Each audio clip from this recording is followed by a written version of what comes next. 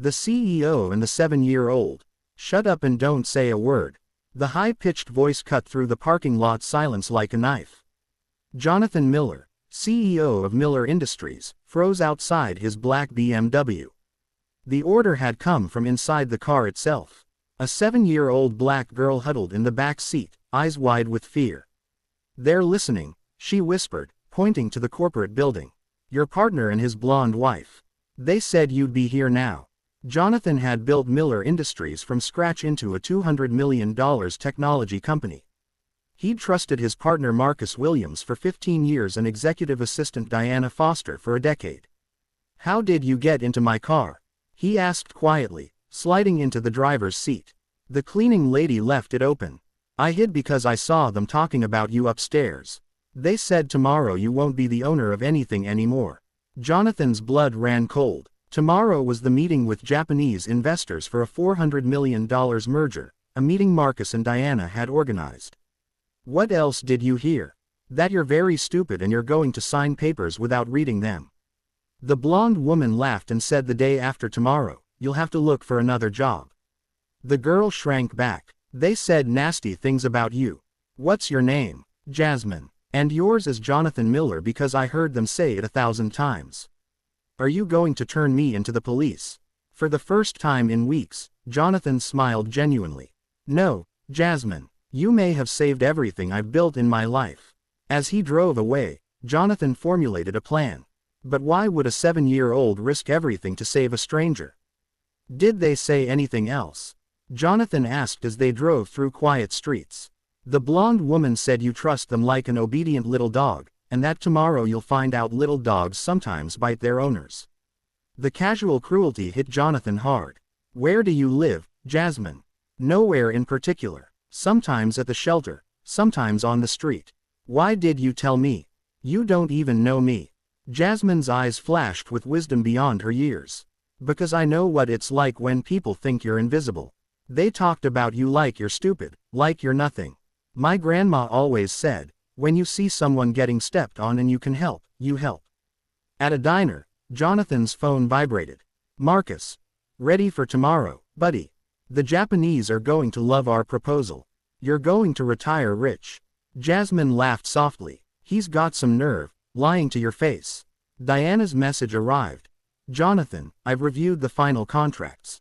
Everything is perfect. Trust me as you always have." The coldness disguised as affection made Jonathan's stomach churn. "Do they know things about you?" Jasmine asked. "They know everything. Bank passwords, company accounts, where I keep important documents. But you've had years of stuff on them too, right?" Jonathan stopped mid-sip. Jasmine was right. Marcus's secret meetings with competitors. Diana's irregular bonus system for herself. The emails he'd seen by accident. "You have a very sharp mind, Jasmine. My grandmother said when you have nothing, you learn to pay attention to everything." The next morning, Jonathan woke with clarity.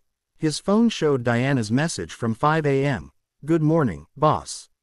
The Japanese arrive at 2 o'clock. You just need to trust me and sign where I tell you." "You're planning something," Jasmine said, stretching. "Your eyes are different. I need your help. Could you go back and listen to more conversations?" "That's dangerous. That's why I'm hiring protection." Jonathan called Gabriel Torres, a private investigator Marcus and Diana had fired last year. Now Jonathan understood why. Gabriel was too smart and asked too many questions. 2 hours later, Gabriel sat in Jonathan's kitchen, examining documents on his tablet. "Marcus and Diana aren't just traitors, they're thieves." The evidence was devastating. Suspicious transfers, fake contracts, phantom clients. For 2 years, they'd siphoned $5 million from the company through shell companies. "The merger isn't about growth," Gabriel explained. "It's money laundering. They need you to sign to validate retroactive transfers. Then they remove you and everything's clean." Marcus called. "Diana and I have finalized everything. You don't need to review the documents, they're quite technical. Just show up and sign where she tells you." The arrogance was nauseating. Gabriel leaned forward. "You have 2 options. Call the police now and risk they get away on technicalities, or let them hang themselves. Go to the meeting as the predator they never imagined you could be." "Like in a movie." Jasmine clapped. You pretend you're going to sign, but you already know everything. Exactly. And while they're celebrating, you turn them in red-handed with irrefutable evidence. At 2 p.m. sharp, Jonathan entered the conference room. Marcus and Diana were organizing documents with surgical precision. Jonathan. Marcus hugged him like a brother. The Japanese are on their way. Diana approached with a briefcase. Boss, just sign where I marked with yellow post-its. Trust me, as you always have. Sure, Jonathan replied calmly. But first, I want to show you something interesting. Gabriel entered carrying files, followed by 2 federal police investigators. Gabriel. Marcus frowned. I thought you didn't work for us anymore. I work for the real owner of the company now. Jonathan connected his laptop to the projector. Marcus, Diana, remember this conversation. The screen showed spreadsheets.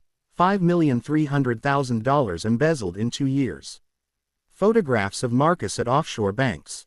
Fake contracts. 17 shell companies. Marcus stood abruptly. Where did you get this?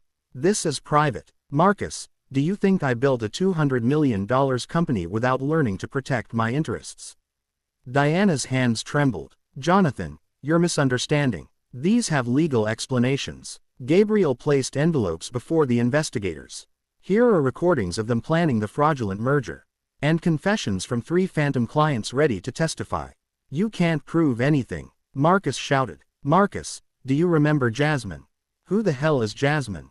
The door opened. The 7-year-old entered with a social worker. Hi, Mr. Marcus. Remember me? I was hiding under your desk when you called Mr. Yamamoto saying you'd steal Mr. Jonathan's company. Deafening silence. Gabriel pressed play on his phone. Diana's voice echoed. Jonathan is a sentimental idiot. The day after tomorrow, he'll have to look for another job. That clown will never know what hit him. Marcus's voice followed. 15 years pretending to be friends with that imbecile. Worth every second when I see his face. Diana collapsed into her chair, white as a sheet. The investigator approached. Marcus Williams and Diana Foster, you're under arrest for embezzlement, money laundering, and conspiracy to commit corporate fraud. As handcuffs clicked, Marcus shouted, I'll destroy you. Jonathan adjusted his tie calmly. Marcus, you already tried. The difference is I'm better at it than you are. 6 months later, Jonathan's office was on the 20th floor. Miller Industries had grown 40% since the arrests. Gabriel brought news. Marcus got 12 years. Diana got 8. They lost everything. We found 7 more businessmen they defrauded, all recovering losses. Jasmine ran in from her new private school, waving a test paper. Mr. Jonathan, I got an A on my math test. Congratulations, Jasmine. I knew you could do it. There's something you both need to know, Jonathan said, pulling out legal documents. Jasmine, do you remember your grandmother's name? Of course. Josephine Miller. Why? Josephine Miller was my cousin, my father's brother's daughter. We lost contact 30 years ago. Silence. That means we're real family, Jonathan said softly. Your grandmother talked about you to social workers. When I investigated, all the pieces fell into place. Jasmine threw herself into his arms, tears streaming. I knew it. Grandma always said family takes care of family. So when she warned you, Gabriel said, it was family protection instinct. 3 months later, the adoption ceremony was held in the same courthouse where Marcus and Diana had been convicted. Jasmine Miller wore a light blue dress and held Jonathan's hand. The judge smiled. Rare to see a story that begins with crime and ends with family reunited. At the celebration, Jasmine asked, Dad, do you think Grandma knew this would happen? I think she knew more than we realize. And she'd be very proud of how you saved our family. 5 years later, Miller Industries was one of the 100 largest tech companies in the country. Jonathan created a scholarship program funding education for 200 vulnerable children annually. Jasmine, now 12, was honorary president, personally choosing beneficiaries. Do you know the best day of my life? Jasmine asked at the program's anniversary dinner. What was it? The day I got in your car and decided to trust you. Because that day, I wasn't just saving your company, I was saving our family. Jonathan smiled at the girl who'd become his daughter and greatest source of pride. Marcus and Diana had tried to destroy everything he'd built. But they'd inadvertently given him the greatest gift. A daughter, a purpose, and proof that sometimes the universe uses the most unlikely people to give us exactly what we need. True revenge isn't destroying those who betray you, it's building something so meaningful, so strong, and so beautiful that their betrayal fades into nothing more than a forgotten footnote in your success story. Real revenge is quiet. It doesn't shout, threaten, or seek validation. It doesn't waste energy replaying old wounds or crafting clever comebacks. Instead, it redirects pain into purpose. It takes the sleepless nights, the broken trust, the humiliation, and the doubt, and transforms them into fuel. While others expect you to crumble, you rise. While they watch for your collapse, you lay foundations. Betrayal cuts deep because it comes from those we trusted. It shakes our sense of safety and makes us question our worth. But here's the truth most people never realize. Betrayal is not a reflection of your value, it's a revelation of their limitations. People betray when they lack the courage to grow alongside you, when your light exposes their insecurity, or when your potential threatens their comfort. The most powerful response is not bitterness, but growth. Not revenge plots, but progress. When you focus on becoming better, stronger, wiser, more disciplined, you reclaim control. You stop allowing someone else's actions to dictate your future. You refuse to let their chapter define your entire book. Success built from pain carries a rare depth. It's not fragile. It's not dependent on applause or approval. It's rooted in resilience. Every step forward becomes a silent answer to every doubt cast upon you. Every achievement becomes proof that you were never broken, only redirected. And one day, without trying, without forcing it, you'll look back and realize something extraordinary. The people who tried to hurt you no longer matter. Their names don't trigger anger. Their actions don't reopen wounds. They've lost their power because you stopped feeding them your attention. You outgrew them. That's the ultimate victory. Not when they regret what they did. Not when they apologize. Not when they fall. But when you succeed so fully, so authentically, that their betrayal no longer defines you. It becomes a small paragraph in a much larger story, a story of growth, courage, and self-respect. True revenge is living well. It's choosing peace over poison.